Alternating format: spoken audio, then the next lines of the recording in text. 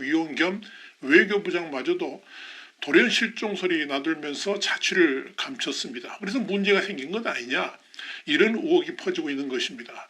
여동치는 중국 공부 상황을 Y타임스가 파헤쳐봤습니다. 지금 시작합니다.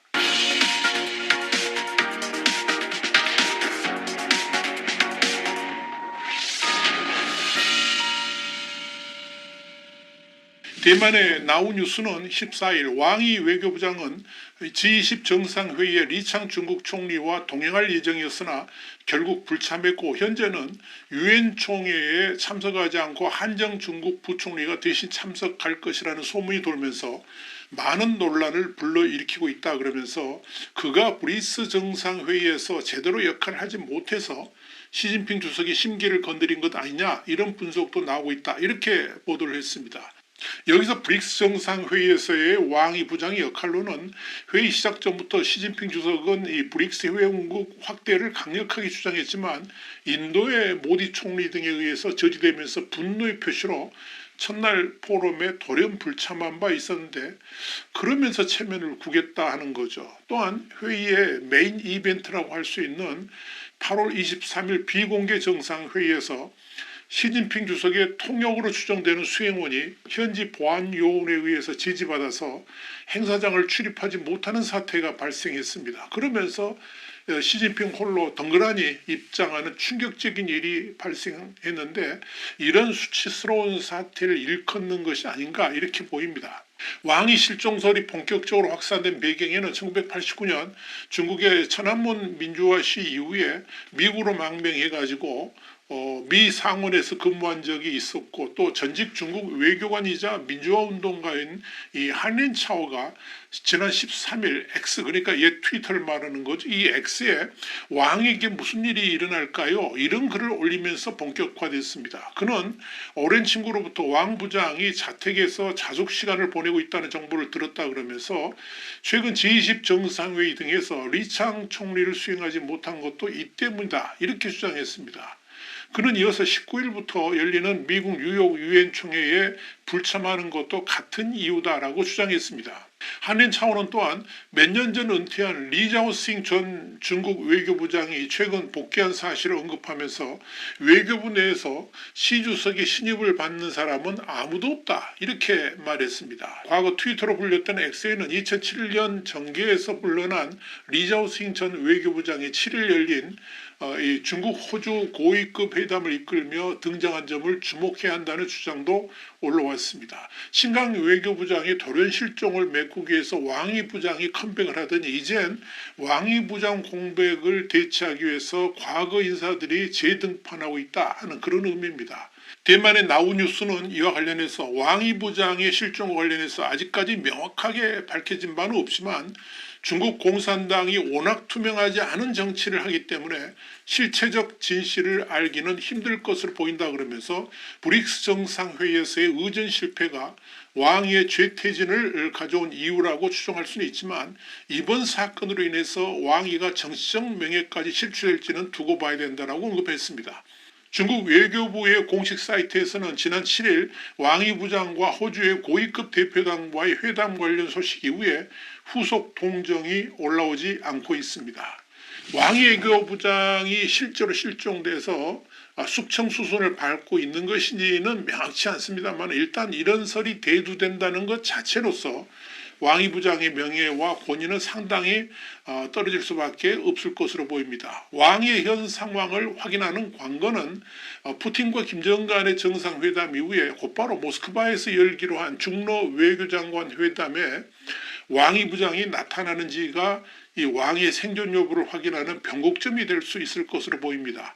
이번 중러 외교장관 회담이 급변하는 정세 속에서 중국의 포지셔닝을 확인할 수 있는 아주 중요한 회담이라는 점에서 만약 왕이 부장이 모스크바로 가지 않는 사태가 발생한다면 왕이 부장의 실종은 확실하게 사실일 가능성이 높아진다라고 말할 수 있을 겁니다.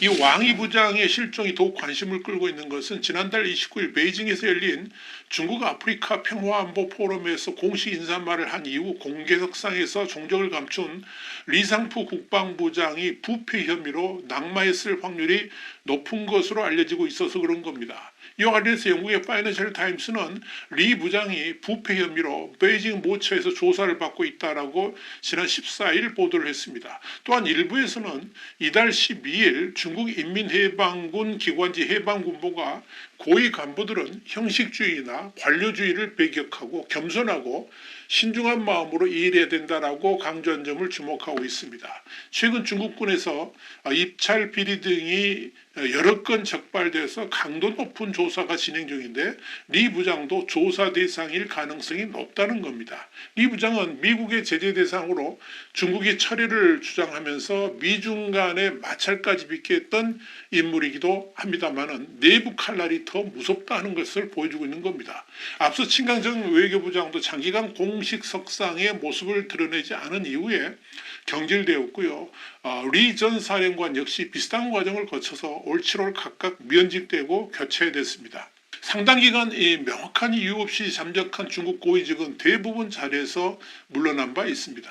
그동안 사실상 철저하게 직위를 보장받았던 부장급, 그러니까 장관급 이상의 중국 당정 고위층들마저도 연이어 실종되는 사태가 벌어지면서 중국 고위 관료들이 전전긍긍하고 있는 것으로 알려졌습니다. 원래 중국의 관료 사회 자체가 부패로 점철되어 있는 집단이다 보니까 어느 누구라도 걸면 걸리기 때문입니다. 특히 시진핑의 절대적 신임을 받고 있었던 친강 전 외교부장마저도 돌연 실각되는 것을 보면서 중국 고위층들은 상당한 두려움을 느끼고 있는 것으로 보입니다. 실제로 7월 말까지 낙마한 부패 호랑이, 그러니까 당정의 부장급만 30명에 이르고 있는 것이 현실입니다. 벌써 지난해 자리에서 물러난 32명에 육박하고 있는 것입니다. 지난 4일에는 인민해방군 군사법원의 주석인 청둥팡이 취임 8개월 만에 직위에서 해임됐습니다. 또한 지난달 24일에는 중국 공산당 중앙위원회 위원이자 중국 국가위생건강위원회 주임인 마샤웨이가 북경연합의과대학병원 고위병동에서 이송됐다는 소식이 돌았습니다. 시진핑 주석의 3년 동안의 코로나 제로 정책 집행자인 마샤웨이는 올해 3월 이후에 모습을 드러내지 않고 있었습니다. 외부에서는 시진핑이 최근 의료 시스템에 대해서 강력한 반부패 캠페인을 벌이고 있다라고 믿고 있습니다. 부패 청산의 불이 그에게 번진 겁니다. 이 상태라면 올해 낭만 호랑이는 50명을 가볍게 넘게 되지 않을까 이렇게 보입니다. 이런 상황에서 왕위 부장까지 실종 후에 낙마로 이어진다면 중국 사회가 받는 충격은 실로 엄중할 것입니다. 이런 사태는 고위급들만 해당되는 것이 아니라 중국의 관료사회 자체를 얼어붙게 할 가능성도 있습니다. 최근에는 이 체육계와 의료계, 연예계 등 그동안 사정과는 거리가 다소 멀었던 분야의 인사들까지도 된소리를 맡고 있습니다. 베이징의 천구유롱 변호사가 썩은 것은 확실하게 도려내야 된다. 이제는 그 어디에도 안전지대가 없다 그러면서 향후 사정 태풍이 더욱 거세게 전방위적으로 불 것이라고 전망한 바 있었는데 이를 보면 중국 최고위층들이 벌벌 떠는 것 역시 당연한 것으로 보입니다.